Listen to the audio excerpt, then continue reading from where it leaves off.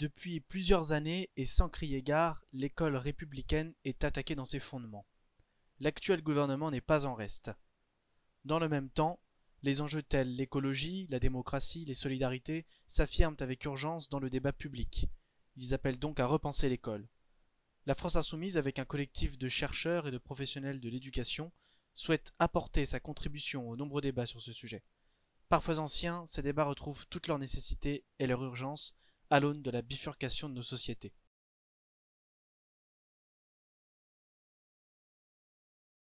Donc Julien Christofoli, moi je suis enseignant, alors je suis également enseignant spécialisé, mais j'exerce actuellement en tant que remplaçant en éducation prioritaire renforcée. J'ai été 10 ans enseignant spécialisé avec des élèves en très grande difficulté scolaire, en NEREA ça s'appelle. Euh, voilà. Je suis également militant syndical, puisque je suis co-secrétaire du SNI PPFSU de la Sarthe. Euh, j'ai J'exerce aussi d'autres mandats, mais je pense que c'est important, enfin en tout cas d'autres militances, puisque je suis militant moi-même au GFEN et que j'y trouve moi aussi le sens du métier, c'est-à-dire apprendre avec les autres, dans la coopération, dans le conflit socio-cognitif, euh, dans l'auto-socio-constructivisme. C'est des choses très importantes parce que euh, la révolution, ça commence dans la classe. Et donc, c'est bien beau de militer, hein, ce que je fais, mais le militantisme commence à travers nos pratiques, à mon sens. Et on en reparlera, hein, mais c'est quoi être un enseignant aujourd'hui et demain? C'est peut-être réinterroger justement le sens du métier. Je voudrais le dire aussi, je suis libriste, c'est-à-dire que je suis militant des logiciels libres. Et donc une petite pique entre guillemets à nous toutes et tous en ce moment, mais on utilise un logiciel assez dangereux à mon sens, qui est certainement efficace, mais il faut qu'on trouve les moyens de se libérer du joug des GAFAM. Et oui, oui, oui, mais c'est possible. Et donc voilà, à ce titre-là, j'essaie de lier ces valeurs-là. Parce qu'elles sont liées, à mon avis, profondément à celle de l'école publique gratuite laïque, de l'école libre, parce que cette école-là, c'est la seule qui est libre en fait. Et puis, c'est important pour moi aussi, je suis militant climatique, si on peut dire ça comme ça. Et j'essaie de lier toutes ces militances parce qu'à mon avis, elles forment un tout, comme la plupart d'entre nous. Et en ce sens-là, quand tu disais, Gérard, l'action politique, c'est changer les choses, bah, la pédagogie, c'est de la politique. Donc, je crois que de la politique, avec mes élèves, j'en fais tout le temps, mais dans le bon sens du terme. Je sais que je ne serai pas contredit ici, mais au sens le plus noble du terme, c'est-à-dire de devenir tous des citoyens, citoyennes, acteurs de la société. Hein, je crois que c'est ça ce qui m'anime. Donc voilà. Moi, j'ai travaillé au cabinet de 3 ministres de l'Éducation nationale comme conseillère pédagogique auprès de Vincent Payon, puis de Benoît Hamon, et ensuite comme directrice adjointe du cabinet de Najat Vallaud-Belkacem, où je suivais également les dossiers pédagogiques et une grande partie des réformes qui ont été conduites entre 2012 et 2017. Je suis par ailleurs docteur en sciences politiques, spécialisée sur l'enjeu des relations entre le monde de la recherche, le monde académique et le monde des idées d'un côté, et les politiques publiques en France, et notamment spécialisée sur la problématique de la très mauvaise circulation dans notre pays, de tous les savoirs qui sont construits dans le monde de la recherche et qui n'infusent que très insuffisamment la construction des politiques publiques. Comment rendre le métier d'enseignant attractif? Quelle devrait être la nouvelle figure de l'enseignant? Je commence. Pour moi, il y a quatre choses à faire. La première chose, il y a une exigence de reconnaissance sociale de ce que font les enseignants, de ce qu'ils apportent à notre société et de ce qu'ils apportent aux élèves.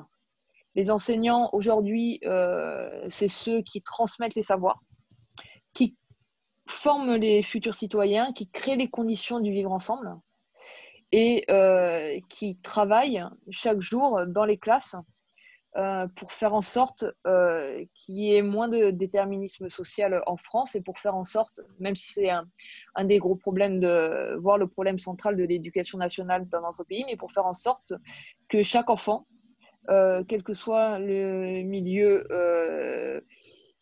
social et les caractéristiques sociales, culturelles, économiques de sa famille, pour faire en sorte que chaque enfant puisse réussir, apprendre, s'épanouir et s'introduire ensuite dans le monde adulte en ayant la possibilité de faire ce qu'il a véritablement envie de faire.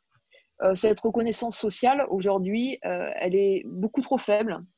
D'abord parce qu'on on a laissé très fortement, très régulièrement s'exprimer une forme de professeur bashing.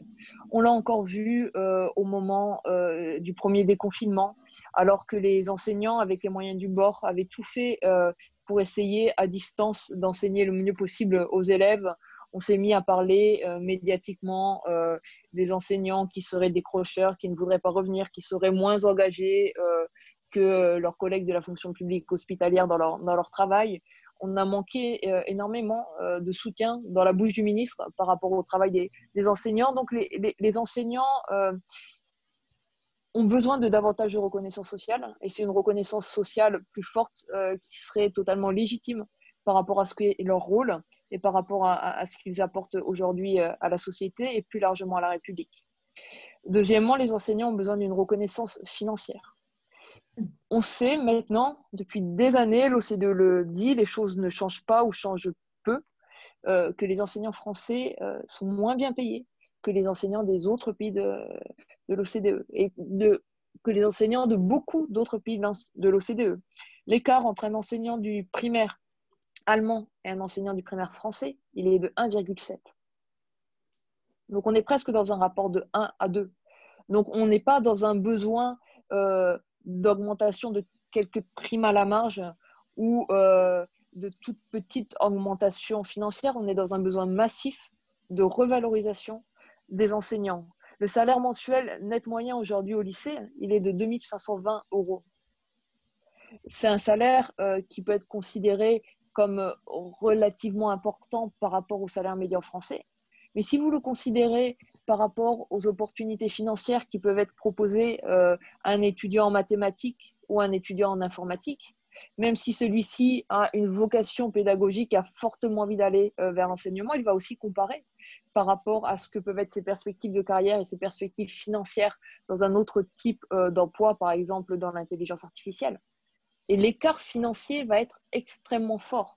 Donc, on a besoin par rapport à d'autres métiers et puis aussi par rapport à ce que font normalement les autres pays de l'OCDE en matière de rémunération des enseignants, de mieux reconnaître financièrement le métier enseignant, et ça tout au long de la carrière.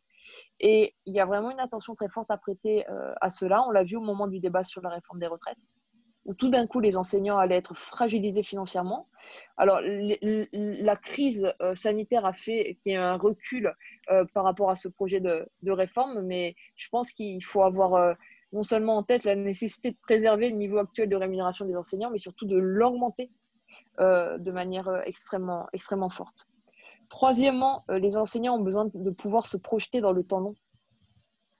C'est-à-dire que les enseignants ont besoin d'avoir une perspective qui fasse que on envisage les recrutements sur le temps long. Quand on a un stop and go des ouvertures de postes et des fermetures de postes au concours, parce que tout d'un coup, vous avez un ministre comme l'actuel ministre de l'Éducation nationale qui décide d'ouvrir moins de postes au concours, est-ce que ça incite des étudiants qui sont en terminale, en première, en deuxième année d'université à aller vers les concours de l'Éducation nationale? Non. Est-ce que quand vous avez des formations qui tout d'un coup sont supprimées, après rétablies, après soumises à des discussions sur est-ce qu'il ne faut pas aller vers de la formation davantage, la formation initiale des enseignants, je parle là davantage en distanciel qu'en présentiel des enseignants, est-ce que ça rend attractif d'aller vers l'enseignement? Non. Si on ne permet pas d'avoir une vision de long terme sur la nécessité de recruter des enseignants, de les former en formation initiale, de les former ensuite en formation continue, bien sûr, ça ne va pas rendre attractif le métier enseignant. C'est normal que les personnes qui se projettent dans une carrière de l'enseignement aient besoin d'une visibilité sur ce que seront les recrutements, ce que seront leurs formations initiales et leur formation ensuite tout au long de la vie et leurs évolutions possibles de carrière. Et puis ensuite, je pense qu'aujourd'hui, il y a un besoin chez les enseignants d'une pause par rapport aux réformes quand elles concernent les programmes, quand elles concernent les examens, quand elles concernent les changements des grilles horaires. Les enseignants ont besoin aujourd'hui de pouvoir travailler dans leurs établissements, dans leurs écoles, en équipe, ensemble, autour de projets d'école, autour de projets d'établissement, à l'intérieur de leur classe, par rapport à leur pratique pédagogique, sans avoir la crainte finalement que les programmes dans 2 ans changent à nouveau, que l'organisation des examens change à nouveau. Et là, les enseignants le disent de manière extrêmement forte. Donc je pense qu'à un moment donné, politiquement, aujourd'hui, il faut les écouter et se dire peut-être qu'il y a besoin de s'engager auprès des enseignants à ne pas, pendant les 5 prochaines années, faire de réforme pédagogique. Se dire on a un cadre qui est sans doute améliorable, mais il y a un cadre qui existe et on va laisser dans ce cadre les enseignants et la communauté éducative travailler. Voilà pour moi 4 axes de travail qui permettront d'attirer davantage de jeunes vers l'enseignement et sans doute également d'améliorer les conditions de travail des enseignants aujourd'hui. Oui, donc d'abord dire que sur les 3 premiers points, la reconnaissance sociale, je partage. La projection sur le temps long, oui, et surtout sur la question de formation initiale et de formation continue. Enfin, faut quand même rappeler qu'aujourd'hui, on ne peut pas appeler ça de la formation, ni de la formation initiale. Les gens sont projetés en fait dans un métier. L'analogie qu'on a, nous, hein, enfin, dans mon syndicat, c'est on demande aux gens s'ils savent nager, on les jette dans l'eau et éventuellement on leur jette une bouée après. Mais c'est vraiment ça la formation aujourd'hui initiale. Et il n'y a pas de formation continue. Enfin, je veux dire, moi, si je suis au GFEN, par exemple, c'est parce qu'en fait, le seul endroit où on peut discuter du métier, c'est avec des gens militants qui se posent des questions analogues, pas toujours les mêmes, hein, mais avec qui on peut discuter du métier. Là, En lien avec la recherche. Ah, mais évidemment, non, mais alors là, pour moi, c'est une évidence. Enfin, je parle de Dominique Bucheton, dont je connais les travaux, par exemple. Donc, enfin, c'est évidemment quelque chose, c'est un pilier fondamental, la recherche. Enfin, mais je vais y venir à ça. Enfin, pourquoi, sur le dernier point, je vais moduler sur la question de la pose des réformes, parce que je pense qu'avec le ministre qu'on a, si on arrive à le foutre dehors, nous, dans mon département, on appelle à la démission de Jean-Michel Blanquer. Donc, faut être clair, hein, c'est le pire ennemi de l'école publique qu'on ait jamais vu. Il faut qu'il parte.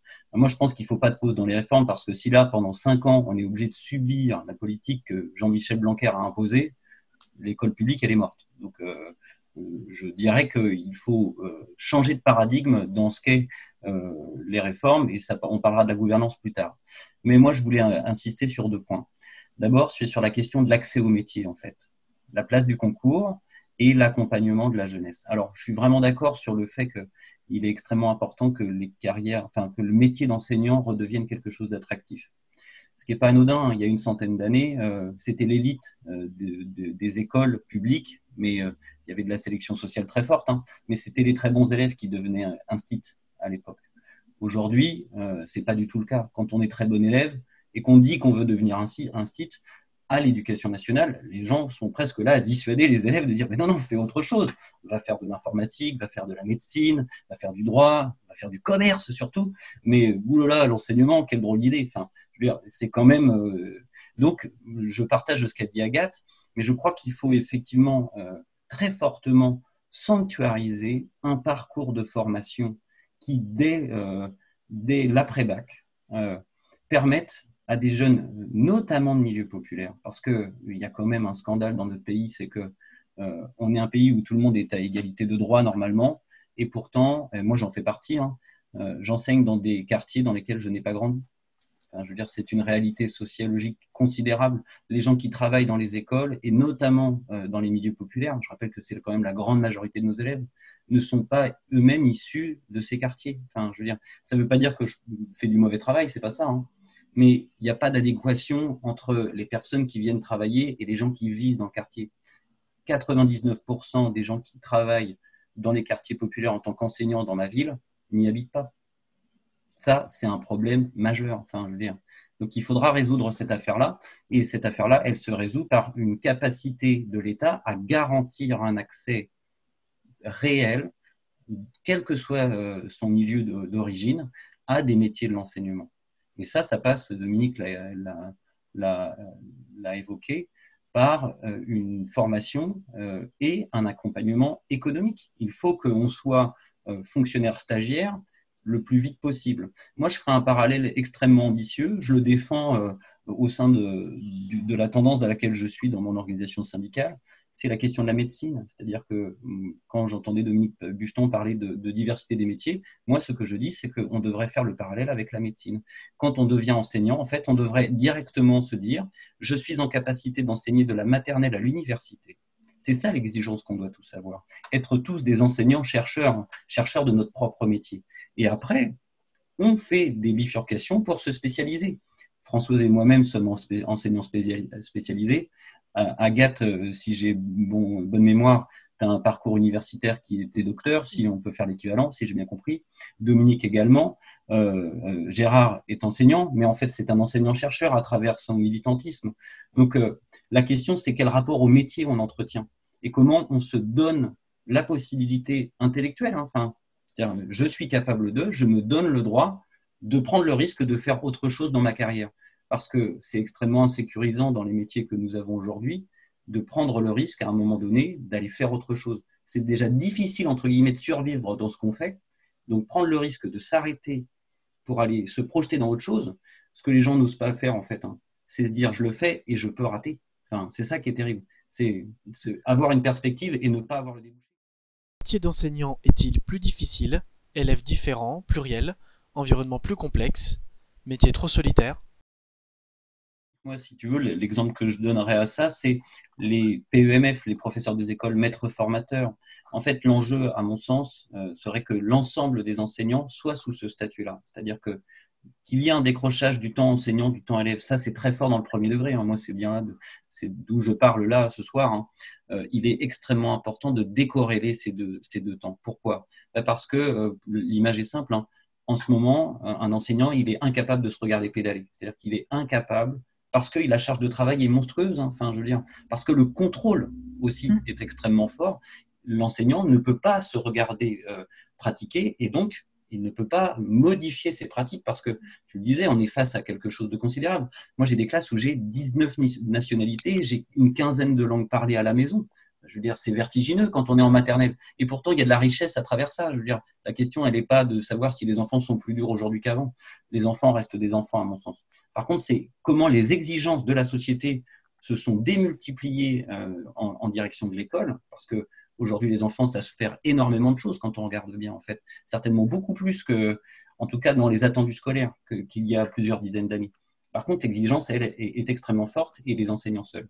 Pour terminer sur le premier point, parce que ça me semble extrêmement important, et je crois qu'on sera tous d'accord là-dessus, moi, je pense que les gens mes collègues, moi-même, on est en quête de sens. Enfin, moi, je suis effaré du nombre de gens qui n'arrêtent pas de me dire « je ne reconnais pas mon métier, je ne sais plus à quoi je sers, j'ai l'impression que ce que je fais n'a aucun sens ».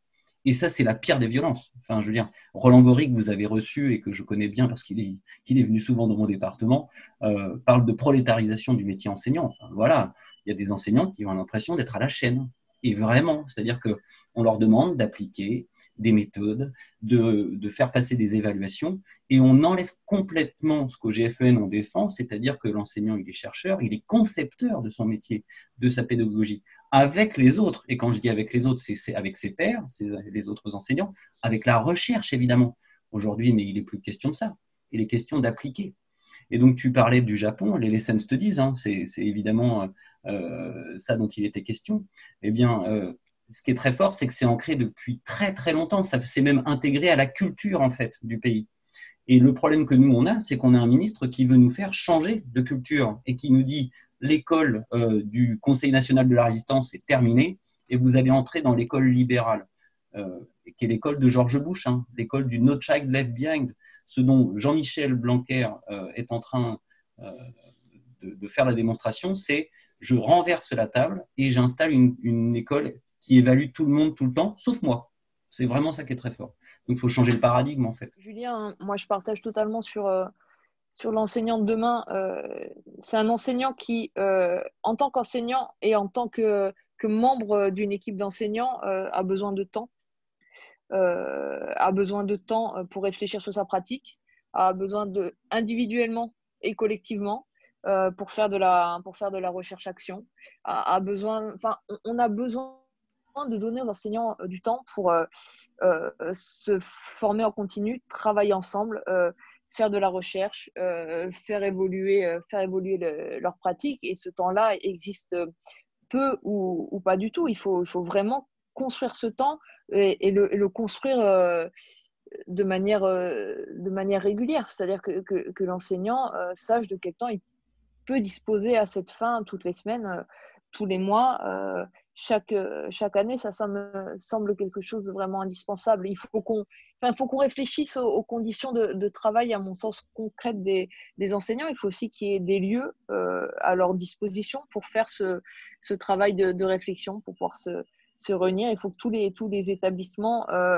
disposent de ces lieux où l'enseignant peut sur le temps qui n'est pas le temps avec l'élève, rester aussi, s'il le souhaite, dans l'école, dans l'établissement, pour avoir son temps de réflexion, de travail sur la pédagogie, de travail en équipe, des lieux aussi pour qu'il ait son temps d'échange et de rencontre avec les parents d'élèves. Enfin, il faut qu'on pense véritablement un exercice du métier enseignant où on change les conditions de travail pour qu'on ait des enseignants qui puissent retrouver le sens de leur métier et l'exercer comme ils souhaiteraient l'exercer et pas tel qu'il est malheureusement pour beaucoup devenu. Il faut des enseignants, par ailleurs, qui ressentent la confiance de l'institution et surtout la confiance de leur ministre. Julien disait, on est aujourd'hui à un moment où on évalue tout le temps. Il y a un problème fondamental sur la nature de l'évaluation qui est mise en place aujourd'hui, qui est plus une évaluation pour aider ni les élèves ni les enseignants, qui est une évaluation pour contrôler de manière hiérarchique, pour faire remonter des choses et pas du tout pour appuyer les pratiques dans les classes. Et ça, c'est véritablement problématique. Et puis, oui, il y a la complexité du monde et on a besoin d'accompagner, les enseignants ont besoin d'accompagner les élèves par rapport à cette complexité. On a des élèves qui maîtrisent énormément de choses, d'outils, qui ont un accès au savoir qu'ils n'avaient pas par ailleurs. Et bien sûr, ça nécessite de leur apprendre à développer leur esprit, critique, à avoir un recul par rapport aux outils numériques qu'ils peuvent utiliser quotidiennement. Ça veut dire permettre aux enseignants, leur fournir les moyens de pouvoir correctement, en plus de la transmission des savoirs, transmettre ce qu'ils essaient de faire, mais parfois avec des moyens limités, permettre d'enseigner aussi aux élèves davantage le développement de l'esprit critique, la capacité à débattre, à exprimer leur opinion, à écouter, à accepter les points de vue des autres. Et ce qui a été la réforme conduite par Jean-Michel Blanquer de l'enseignement moral et civique, à mon sens, va totalement en sens inverse de ce dont on a besoin. C'est-à-dire qu'il y avait un enseignement moral et civique qui avait été construit autour finalement un enseignement qui devait permettre aux enseignants de transmettre l'esprit critique, de créer des temps de débat, d'échange, de construction collective, de pensée avec les élèves. Et il a fait le choix de transformer ça en enseignement uniquement de notions. Or, face à la complexité du monde, face aux enjeux que les jeunes, quand ils sont collégiens, quand ils sont lycéens, perçoivent bien d'incertitudes qui dominent tout, d'une transition écologique qu'il faut conduire, de transition sociale, de transition économique extrêmement rapide. Et les jeunes essaient de se projeter là-dedans, de comprendre, d'essayer de penser leur action en tant que citoyen dans ce monde-là de demain. Voilà, on a besoin de permettre aux enseignants d'avoir les moyens de former les citoyens de ce monde-là, et donc de réfléchir à la pédagogie qui est adaptée, et ce qui me permet de revenir à la question du temps qui permet de réfléchir à cette pédagogie. Ouais. Si on demande à l'enseignant de demain de relever tous les défis dont on vient de parler, avec les conditions de travail qui sont les siennes aujourd'hui, possible.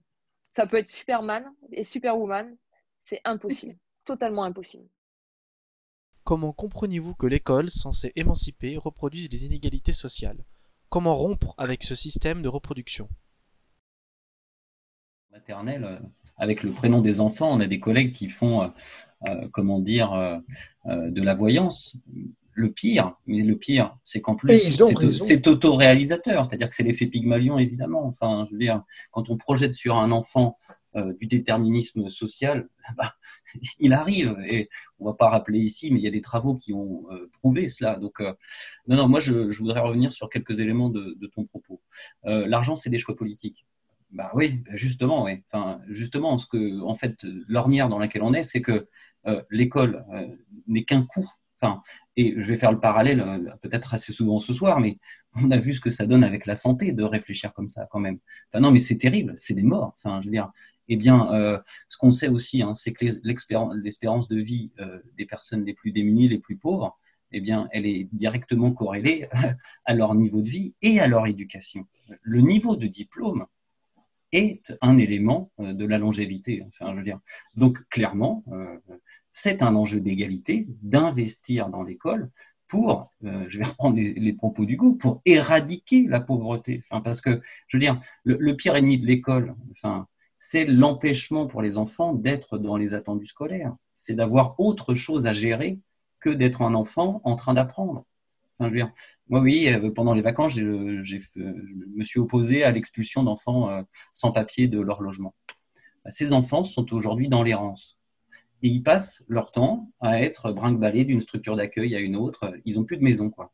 Comment est-ce que vous voulez que des enfants, et je veux dire, dans mes classes, j'ai un nombre considérable d'enfants qui ne savent pas s'ils vont bien manger le soir, qui ne savent pas si le matin, papa, maman vont pouvoir les emmener à l'école parce qu'il y a plein de choses compliquées, quoi.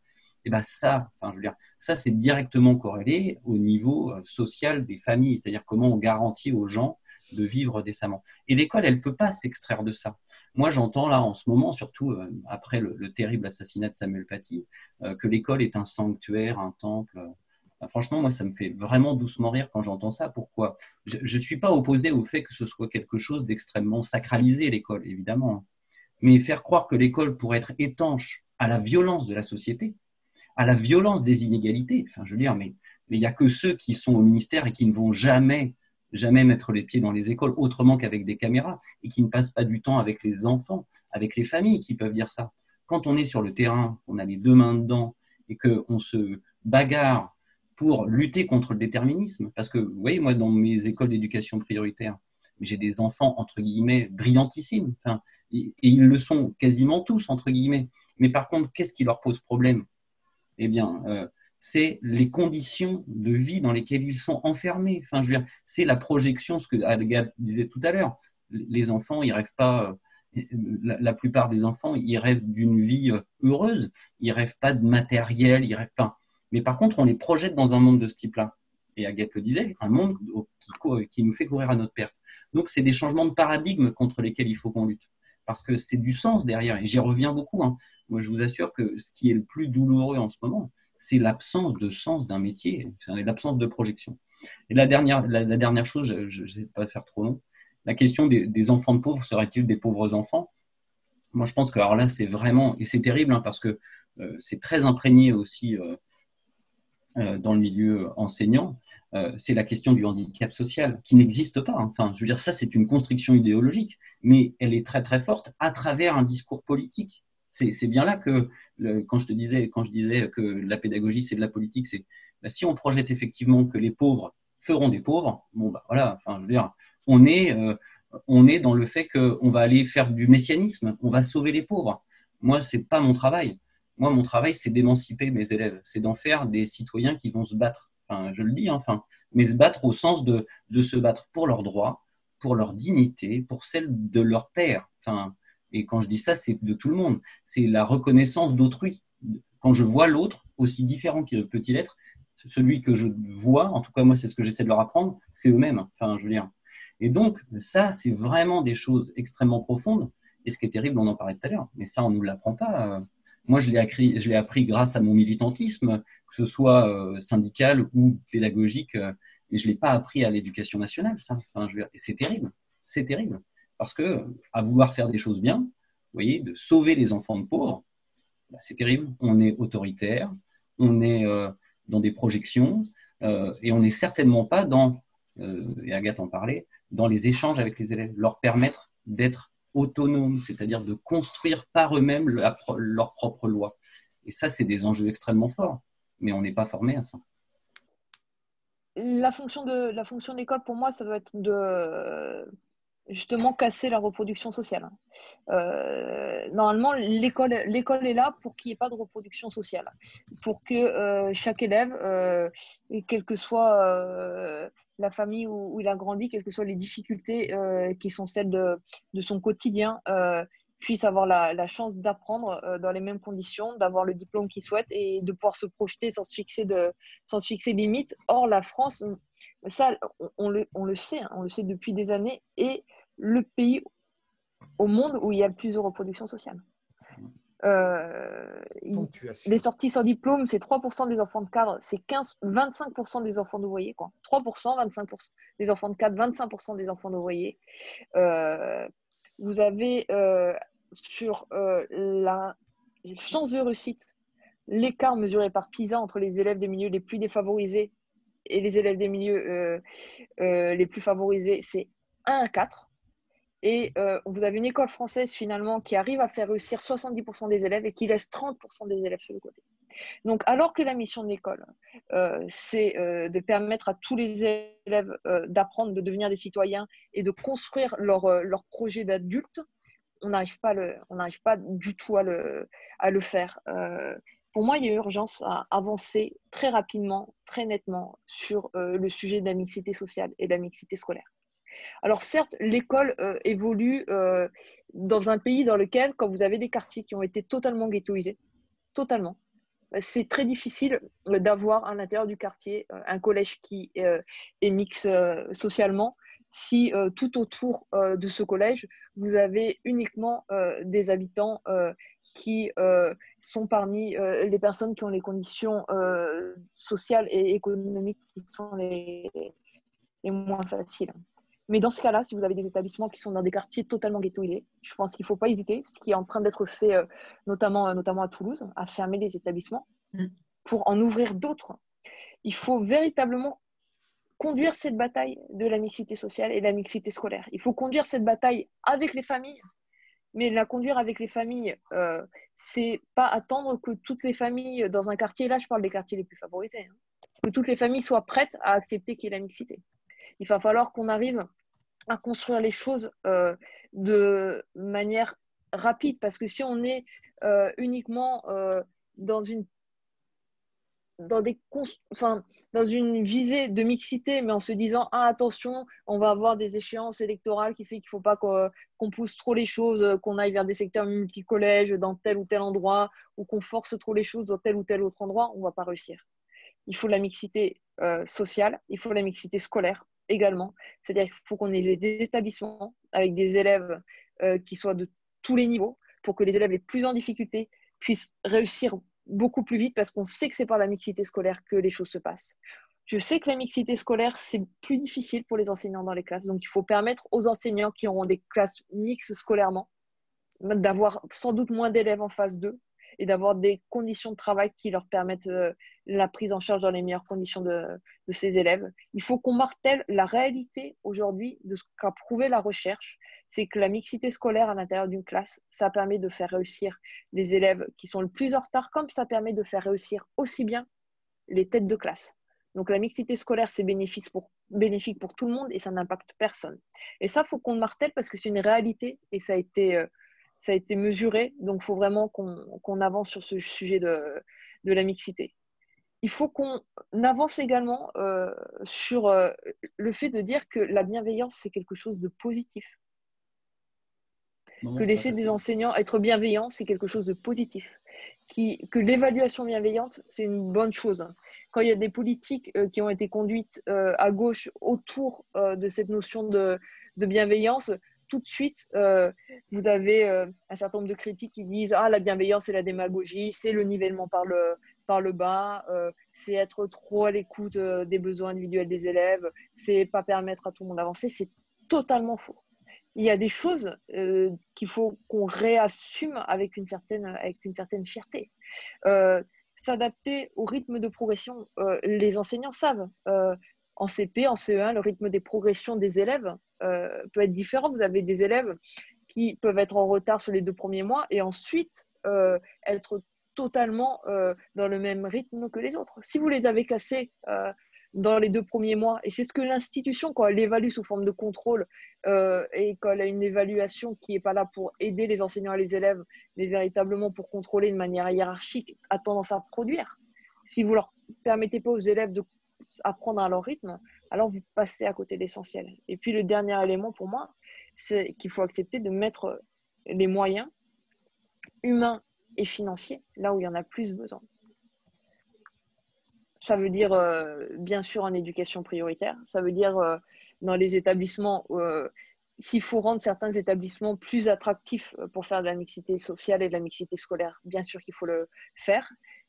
Si il faut mettre en place des systèmes de primes très très fortes pour qu'on ait des enseignants qui, en fin de carrière, aillent dans tous les établissements et pas que dans certains, il faudra le faire. C'est anormal. On peut dire qu'il y a des biais dans les rapports de la Cour des comptes quand la Cour des comptes dit il y a beaucoup plus d'argent qui est consacré aux enseignants des collèges parisiens que d'argent qui est mis dans les collèges qui sont dans les départements de la petite et de la grande couronne. On va vous dire il y a des biais parce que vous avez des enseignants qui sont à tel échelon, à tel niveau de carrière, etc. Mais ça traduit aussi une réalité. À un moment donné, il faut mettre le paquet en termes de moyens pour les élèves à qui il faut... C'est pas que c'est des élèves qu'il faut qu'on aide plus, c'est juste qu'il faut prendre en compte qu'il y a des élèves qui, oui, parfois, n'ont pas véritablement de chez eux, n'ont pas de parents, même si leur pas de parents qui parlent français. Et quand vous ne parlez pas le français, même si vous voulez suivre et vous impliquer dans les débuts de vos enfants à l'école, ben, vous ne pouvez pas le faire comme un parent qui maîtrise la langue française. Il y a des enfants qui ont moins de vocabulaire, qui entendent moins de mots dans les 2 premières années de leur vie. Ces enfants-là, il faut donner les moyens pour qu'ils soient en maternelle à 2 ans.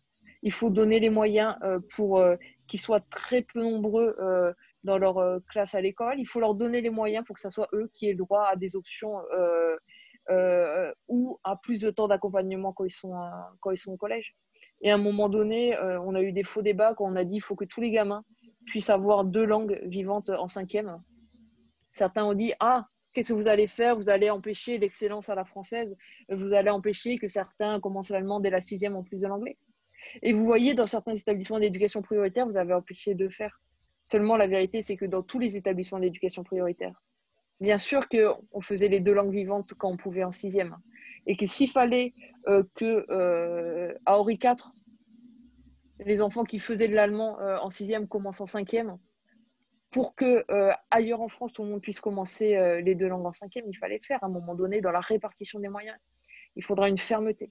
Il faudra une fermeté pour que la France ne soit pas dans cette situation absolument scandaleuse d'être le pays du déterminisme social, malgré toute la bonne volonté des enseignants.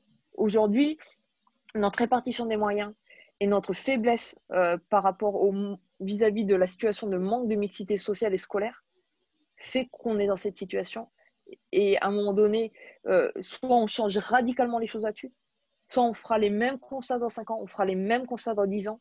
Et entre-temps, c'est des centaines de milliers d'enfants qu'on aura privés d'une partie de leur avenir. L'inclusion scolaire, n'est-ce pas devenu un fourre-tout mêlant élèves en situation de handicap bien identifiés et élèves en difficulté scolaire? Ayant vu tout ça se mettre en œuvre, moi j'en reviendrai au rapport de 2012, parce qu'en fait on a vu l'inclusion du point de vue des ministères comme un levier considérable pour faire des économies. Il était chiffré, 1 milliard d'euros par an. Enfin, voilà. Donc en fait, les enfants en situation de handicap, moi je tiens à ce terme-là, parce que c'est bien nous, la société, qui ne créons pas les moyens d'accueillir correctement les élèves. Eh bien, on subit aujourd'hui le manque absolu de moyens. Enfin, je veux dire, dans les écoles en Sarthe, je vais parler de mon département, il y a une explosion de la demande d'accompagnement d'AESH, des personnels sans formation, avec des salaires, c'est des personnes sous le seuil de pauvreté. Enfin, je veux dire, donc ça n'a aucun sens. Et ça aboutit à des formes d'exclusion, c'est-à-dire que maintenant il y a un dogme à l'éducation nationale. Il n'y a pas d'éviction scolaire possible. C'est-à-dire qu'on a des élèves qui explosent parce qu'ils ont besoin de temps. On en revient à ce que disait Agathe tout à l'heure. Ils ont besoin aussi de personnel spécialisé avec des formations très pointues. Ils ont besoin d'espace. Ils ont besoin de conditions particulières. Et tout ça, ça n'existe pas à l'école primaire aujourd'hui. Clairement, ça n'existe pas. Et qu'est-ce qui se passe? Eh bien, les collectifs des classes explosent. C'est-à-dire que l'enfant, on doit le garder, et qu'on soit bien clair. Nous, on se bat pour que tous les élèves soient accueillis à l'école. La question, c'est avec quels moyens? Enfin, je veux dire, aujourd'hui, les élèves en situation de handicap et leurs camarades font l'objet d'une économie majeure, parce qu'en fait, on ferme les structures spécialisées, on enlève des enseignants spécialisés, et on accueille les élèves dans des classes ordinaires en disant, regardez, on les accueille, c'est formidable. Oui, enfin, encore une fois, moi, je suis enseignant spécialisé, je travaille avec des élèves du lycée, par exemple, pas de problème. Mais s'il n'y a pas les moyens derrière, ça aboutit à une catastrophe. Et on est, je vous assure, on est dans un moment catastrophique de ce point de vue-là. Il y a beaucoup de violence qui se passe à travers la non prise en charge correcte de tous ces élèves-là. Et je décorrèle, c'est très important à mon sens, d'un côté le handicap, de l'autre côté les difficultés scolaires. Ça n'a rien à voir. Ça n'a rien à voir. C'est extrêmement important. L'école engendre la difficulté scolaire majeure. Moi, j'ai travaillé 10 ans avec des élèves qui, en fait, étaient devenus résistants aux apprentissages parce qu'en fait, ils se sont construits une carrière d'élèves qui se défendaient de l'école qui les maltraitait. Enfin, je veux dire, moi, je recevais des collégiens qui étaient abîmés par l'école, mais qui n'étaient pas des élèves handicapés. Enfin, je veux dire, par contre, on pouvait considérer qu'ils avaient un handicap scolaire parce qu'ils ne savaient pas lire, ils avaient des difficultés de comportement. Mais c'est pas du handicap, ça. Ça, c'est de la sélection sociale violente, en fait. C'est rien d'autre que ça. Et après, on a des adolescents opposés, voire des jeunes adultes, opposés au fait de se confronter au savoir. Programme et contenu des savoirs. Faut-il réinterroger les curricula, le cloisonnement par discipline, pour redonner un sens à des savoirs et former les jeunes aux enjeux de société? À quel niveau de concertation ouvrir ce vaste chantier? Je pense que il y a, oui, un certain nombre d'enjeux qu'on ne peut pas appréhender de manière par le biais de uniquement une discipline. La transition écologique, pour ne prendre qu'un exemple, et tous les enjeux autour de cette transition, clairement, vous pouvez pas, vous pouvez l'appréhender quand vous êtes professeur d'histoire, quand vous êtes professeur de, de sciences et vie et de la Terre, quand vous êtes professeur de physique, quand vous enseignez un grand nombre de disciplines. Chaque enseignant, d'un point de vue disciplinaire, peut aborder cette question. Mais les élèves auront besoin finalement que la manière dont chaque enseignant disciplinaire va pouvoir aborder cette question leur offre aussi un regard global et une appréhension globale du sujet. Pourquoi je dis ça? Parce que je pense qu'on peut à la fois concilier le disciplinaire et l'interdisciplinaire. C'est-à-dire qu'on peut concilier des programmes par discipline et une approche interdisciplinaire de certaines questions. Et mon point de vue par rapport au curricula, c'est qu'on a besoin au niveau national de programmes qui donnent un cadre qui soit relativement bien défini. Relativement bien défini, ça veut dire que le contenu des programmes doit donner une image relativement bien détaillée de ce qui doit être transmis. Pas aller dans le détail de la manière dont chaque enseignant devrait transmettre tel ou tel élément à l'intérieur de sa classe, mais je dis avec une définition qui soit assez précise, parce qu'il y a pour moi une absolue nécessité. c'est qu'on continue à considérer en France l'école de la République comme une école qui apprend la même chose sur tout le territoire à l'ensemble des élèves. En prenant bien sûr en compte sur certaines disciplines des spécificités pour les territoires d'outre-mer, mais globalement la même chose à l'ensemble des élèves. Parce que pour moi, il y a un risque. J'ai vu des discours parfois sur le curricula qui étaient de dire on va mettre pour tel ou tel programme disciplinaire que quelques grandes notions, et puis ensuite dans les établissements, ça je l'ai vu écrit, hein, dans les établissements en fonction de ce qu'est l'environnement social, culturel et économique des élèves, on va adapter les choses comme si finalement, dès le collège, il y avait des choses que certains enfants n'avaient plus à apprendre et d'autres choses qui, parce que plus pointues ou censées être plus difficiles à appréhender, n'avaient à être appris que dans certains établissements. Donc je pense que avoir un programme qui définit relativement bien un certain nombre de contenus, c'est essentiel. Parce qu'il ne faut pas abandonner cet objectif qui, pour moi, est déterminant de l'éducation nationale, de transmettre le même niveau et la même qualité de savoir partout sur tous les territoires. Et c'est vraiment, pour moi, la ligne rouge par rapport à ce que doit être ou pas la souplesse d'un programme. Pas écrire de choses en se disant on va faire quelque chose qui est tellement lâche que derrière notre objectif, c'est finalement d'aller apprendre des choses beaucoup plus précises à des élèves qu'on considérerait comme ayant vocation à faire des études plus longues, et puis apprendre des choses un peu moins précises à d'autres élèves qu'on commencerait déjà un peu à abandonner sur le chemin. Et j'ai lu des choses comme ça, donc je pense qu'il faut vraiment faire attention. Et puis, il y a cette approche forcément interdisciplinaire d'un grand nombre de sujets. Et là, peut-être, sans doute, à mon avis, il faut laisser le plus possible la main aux équipes d'enseignants pour construire dans les écoles et construire dans les établissements du second degré ces approches interdisciplinaires. C'est la manière d'enseigner ces thématiques qui ne peuvent pas être seulement abordées du point de vue d'une discipline. C'est peut-être là, à mon avis, une manière d'appréhender finalement les programmes un peu différemment. Il y a des sujets sur lesquels, avec des programmes qui ont été définis au niveau national, on peut aussi laisser la main aux équipes, aux enseignants, pour essayer de construire pour leurs élèves la manière de les appréhender en approchant les choses, en mélangeant les disciplines et en approchant les choses, en construisant des projets par rapport à ces notions, à ces enjeux d'une complexité particulière. Si on change les programmes, que la concertation soit la plus large possible, qu'elle entraîne l'ensemble des enseignants, et ça veut dire des journées banalisées pour tous les enseignants sur tout le territoire pour pouvoir être concertés, pour pouvoir s'exprimer sur les projets de programme, ça me semble vraiment la chose indispensable. Deux entrées à mon sens sur les programmes, enfin les curricula, etc. Peut-être rappeler quand même que les programmes, c'est une garantie pour les élèves, pour la nation, d'acquérir un certain nombre de savoirs. Je rappelle que, en tout cas, moi, en tant que militant du GFEN, on défend la question de la construction des savoirs et pas de la transmission. C'est très différent, et je le lis à ce que disait Agathe. La question, en fait, elle n'est pas de faire du pluridisciplinaire. Je pense qu'il faut faire très attention à ça. C'est quand même un piège managérial pour économiser des postes. Enfin, je veux dire, c'est ça le grand projet. Je vais y venir, mais on peut en discuter. Moi, à mon sens, pourquoi je dis ça? Dans le premier degré, on a des gens qui sont soi-disant spécialistes de tout, finalement. Et pourtant, vous allez voir des collègues qui disent toi, tu prends plutôt l'histoire G, moi, je prends plutôt les sciences parce que j'ai pas vraiment une formation scientifique. Toi, tu fais plutôt tout ce qui est de l'ordre de la musique, la chorale, etc.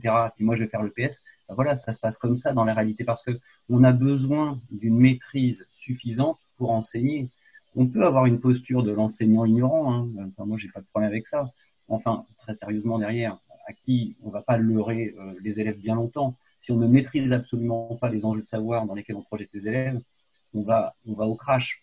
Et donc, il faut travailler la question de l'interdisciplinarité, c'est-à-dire comment on fait se rencontrer les disciplines, comment on fait que les enseignants aient du temps pour construire des choses appétantes pour les élèves, parce que ce qui est pas intéressant pour les élèves, moi je travaille avec ces collégiens-là, hein, c'est qu'en fait, des savoirs pour des savoirs, ça les intéresse pas. Donc, c'est comment on fait se rencontrer les disciplines à travers des enjeux qui les motivent Et là, la question de l'écologie, c'est pas si simple que ça, hein, je veux dire, de motiver les élèves là-dessus. C'est pas ce qui les intéresse en ce moment.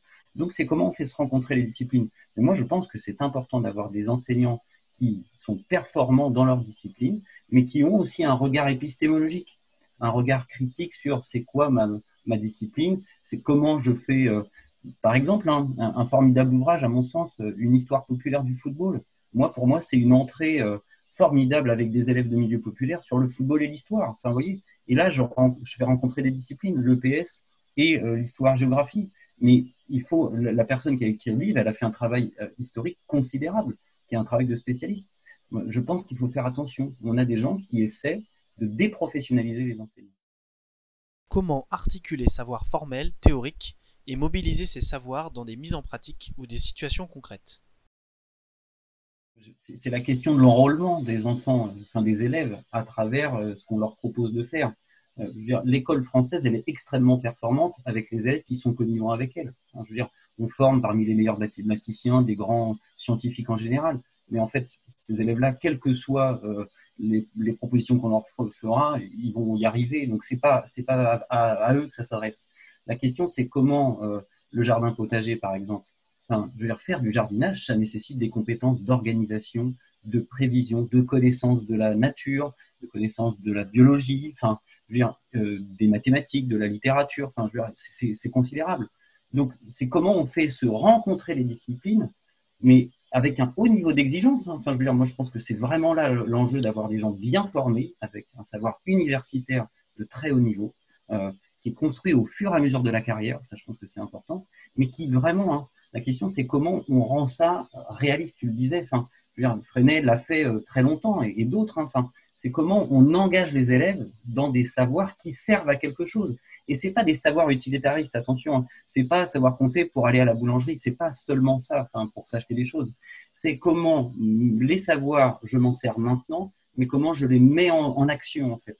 C'est vraiment ça l'enjeu. C'est le savoir qui me sert pas seulement dans l'enceinte de l'école, parce que une grande partie de nos élèves, qu'est-ce qu'ils constatent en fait? C'est que la vie qu'ils ont à l'école n'a pas de lien avec leur vie en dehors de l'école. Les choses qu'on leur demande de savoir dans l'école, ils ne s'en servent pas le reste du temps. Donc, c'est trouver ces moyens de donner du va-et-vient au savoir dans et hors l'école, et donc permettre à l'école de sortir d'elle-même. Enfin, et là encore, on est sur la question des moyens. Permettre aux élèves de faire des sorties. Mais quand je dis sorties, c'est des choses institutionnalisées. Le théâtre, par exemple, mais de le pratiquer. Hein. La gouvernance. Quel système, quelle organisation de l'éducation nationale, à toutes les échelles, qui soit en adéquation avec la démocratie? D'abord, il y a l'étage qui est l'étage politique qui me semble pas devoir être négligé, où il doit y avoir une vision et une manière de conduire les choses qui repose sur la confiance et l'écoute par rapport à la communauté éducative.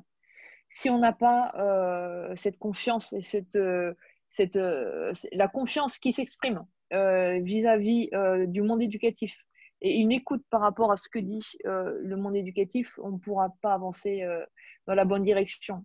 Ça, c'est une posture qui passe ni par des textes réglementaires, ni par des lois.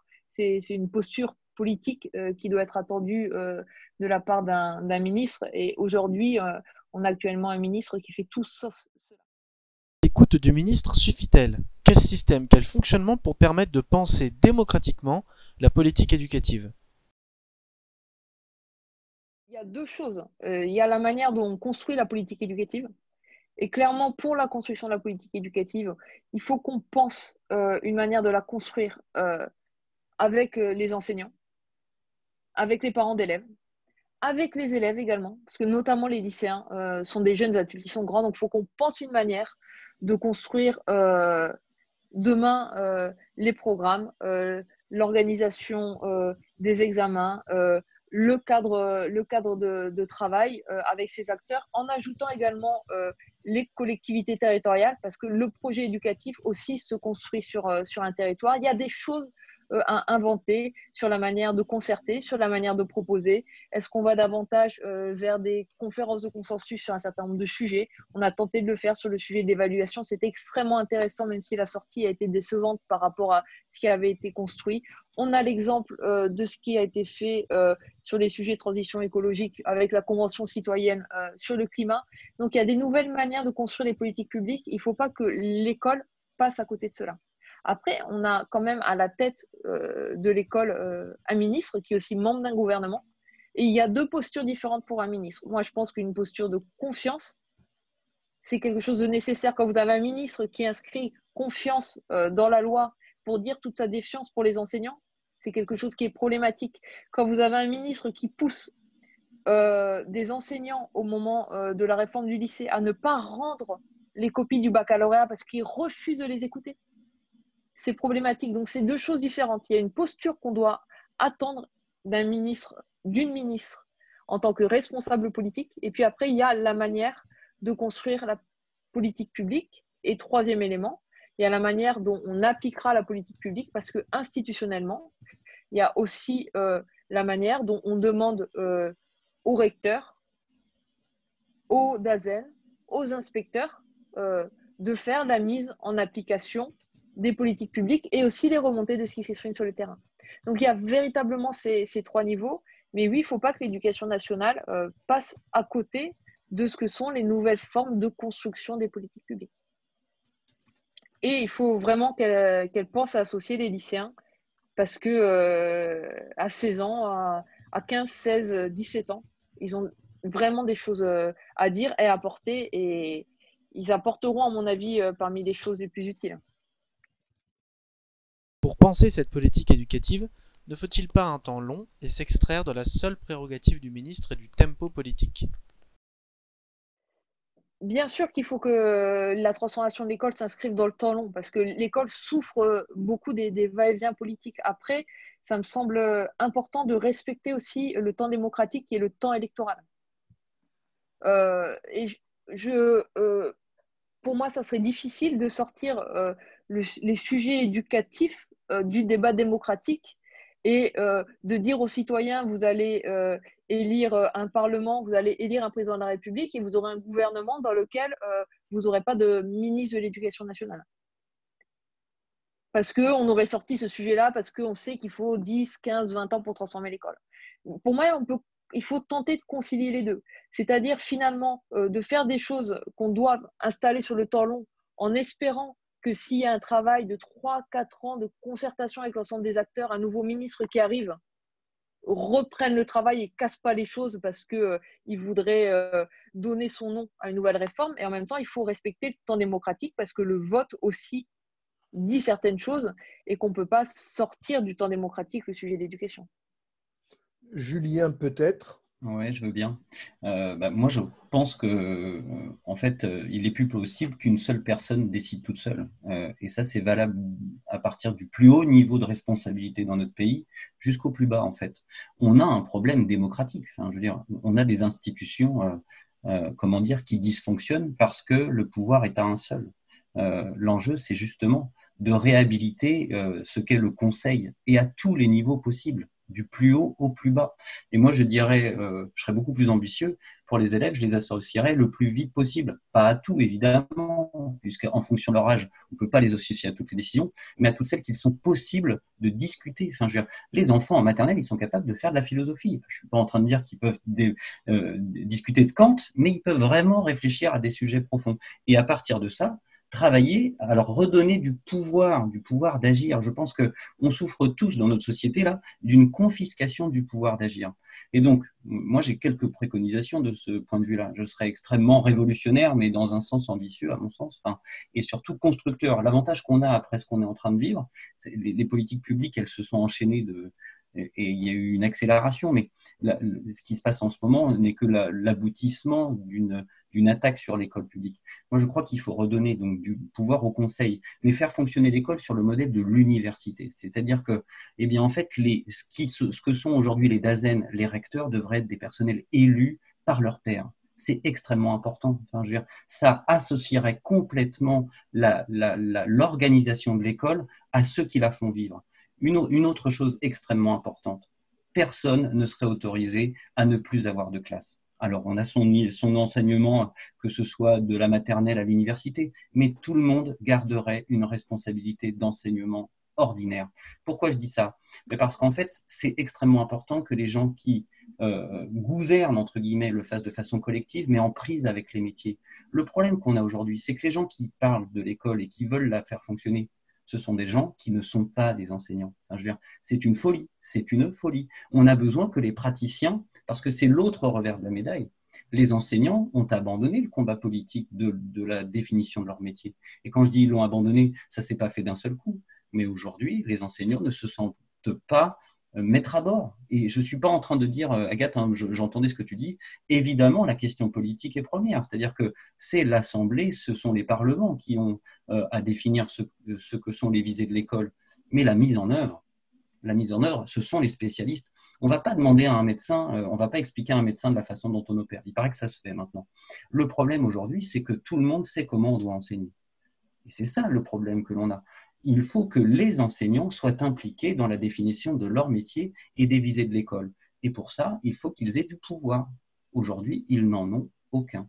Et je dis ça sérieusement. Moi, je participe à des réunions avec les universitaires sur ce qui se passe à l'université du Maine. À l'université, les enseignants ont du pouvoir sur le fonctionnement de l'université. En mal ou en bien, hein. Mais je vous assure qu'ils en sont extrêmement conscients.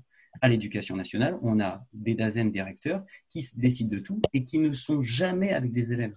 Et cette décorrélation-là, elle fait qu'il n'y a pas de dialogue possible au bout d'un moment. Parce qu'on ne parle pas des mêmes réalités. On a des gens qui professent quand d'autres, en fait, construisent avec des élèves, sans moyens. Et ça, c'est extrêmement vieux.